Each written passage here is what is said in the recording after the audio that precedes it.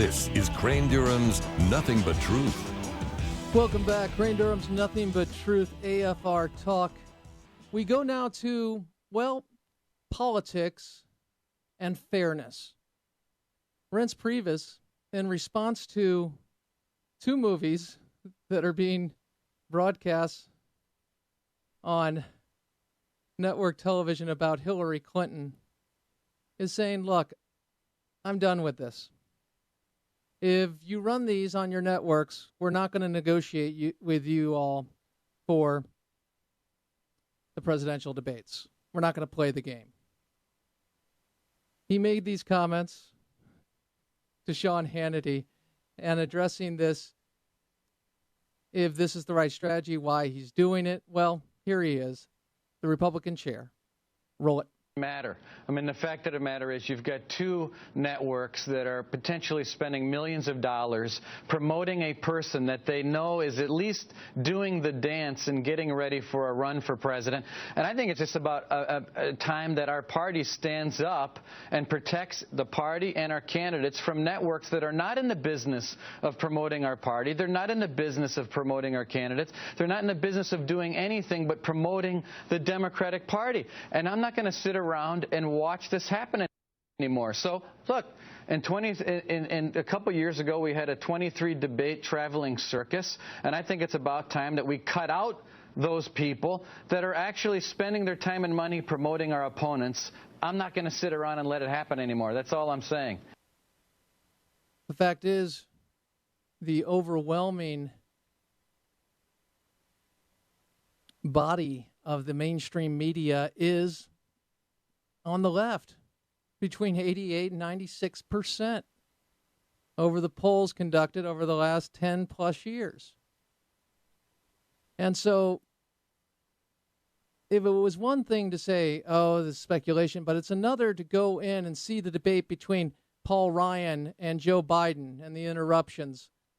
It's another thing to see the fact that Candy Crawley contaminated the debate and, in essence, protected the president as he misled the American people. He lied to the American people.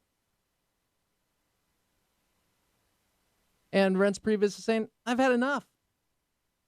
What took you so long?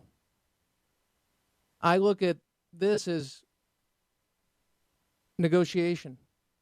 Because how else will you get a moderator that is not tilted to the left, that is not writing books about the candidates that they are moderating for, at least one of them on stage? I mean, come on. It's ridiculous.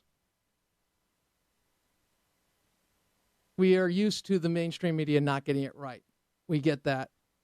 But how much can we go to the 2-to-1? That's what I've seen out of any kind of debate or the idea of a discussion. You remember the healthcare summit? What a load of bunny stew that was. That was the president who's just going to moderate and get some opinions, and the Democrats and the Republicans. Well, gee, it's called Obamacare, and you saw it. The man controlling the time, the referee. I mean, how else can you have the policies that we do currently to find ourselves in today? How else can you say, oh, well, gee, that's, how do we get here? I mean, because everybody pretty much knew what was happening. I want to shift to cut 25. In this clip, Gary Cohn from the Department of Health and Human Services is asked about the claim that premiums would go down $2,500. That was promised through Obamacare. He was asked about this through Representative Camp, and here is that exchange. Roll it.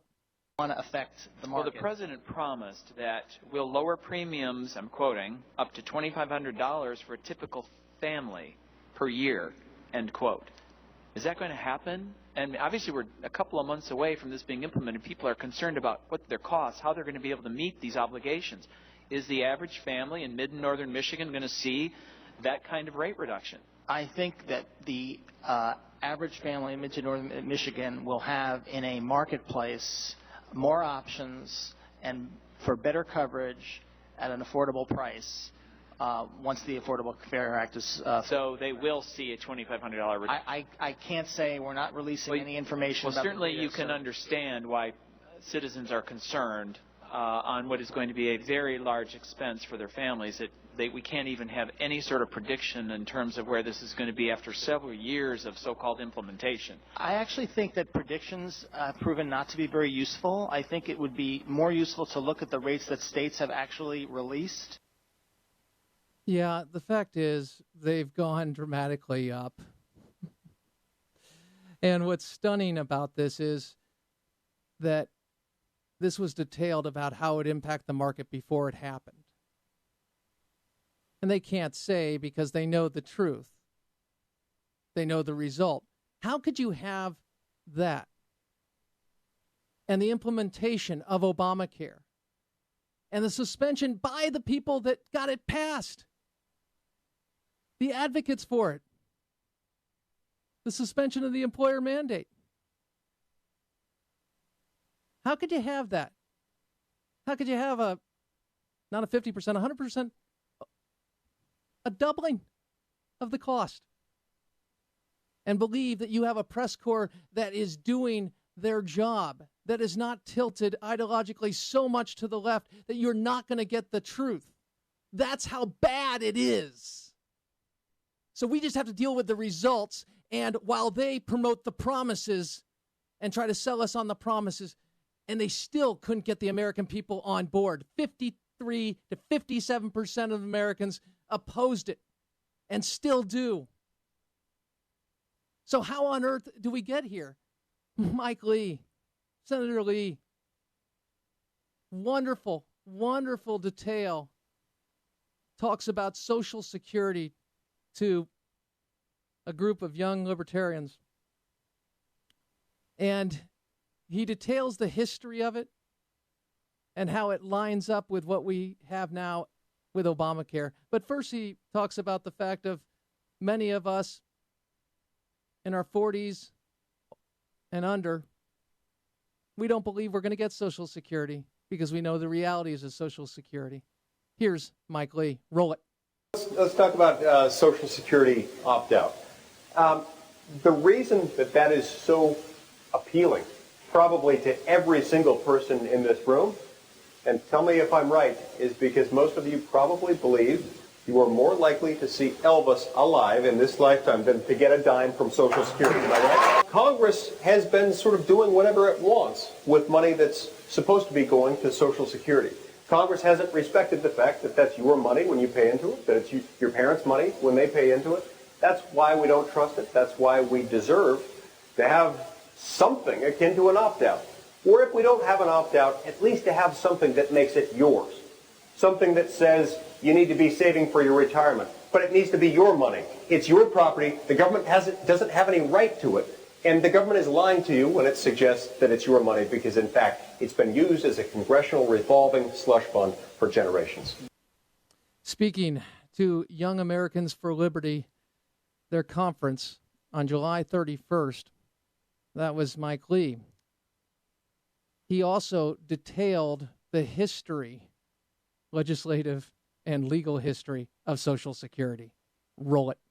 The government told the people, this can never be taken away. You'll pay into it, the government will safeguard it, we'll put it in a really safe box, and then we will give it to you when you retire. Well, even though they told us that, they got challenged in the Supreme Court a few years later. When the FDR administration's lawyers, they were very good. They went to the Supreme Court of the United States, and they argued it much differently than the way in which it was sold to the American people. In a case called Halbrain versus Davis, they went to the Supreme Court and they said, oh, no, this is not a retirement plan. This is not insurance, because they knew the Supreme Court would hold that unconstitutional. You see, they knew that the Constitution doesn't authorize the federal government to create a retirement plan or an insurance plan. They said, no, this is in fact a tax. This is just tax money, and this is a tax that's paid in. Congress can choose to do with that money anything it wants. Today they might use it for Social Security benefits. Tomorrow they might use it for something else. And it was on that basis that the Supreme Court upheld it. as a tax. Does that sound familiar by chance? It certainly does. But let's go to what this is and why it matters to you. One, the reality is we can't count on the court to do its job because they'll do more twists and turns than a WWE wrestler to justify their decisions. From evolving standards of decency to, well, a case that we'll talk about at the top of the hour with Hans von Spakovsky. Here's the bottom line. Why it matters to you? Because anybody who looks at how it was funded and understood it and understood the rules of the government and how and what they can do and what they can hold would recognize IOUs are not a lockbox, would recognize that entitlement programs that are currently going, Medicare's going broke in 2024, Social Security at times has run a deficit, meaning the fact that rather than it being used as the slush fund, general revenues have had to go into it to fund it currently. And it was a lot earlier than anybody expected. And that should tell you something about not only our government and the nature of government, it should tell you about our press that has access to the numbers. Oh, and incidentally, you know how the left always loves to talk about people who tell the truth to the American people and are honest. The only place I see that is on the right. And I see it in the sense of being, quote, mavericks with, like Mike Lee, who actually introduced Social Security reform, and it had cuts and benefits for a certain income level above.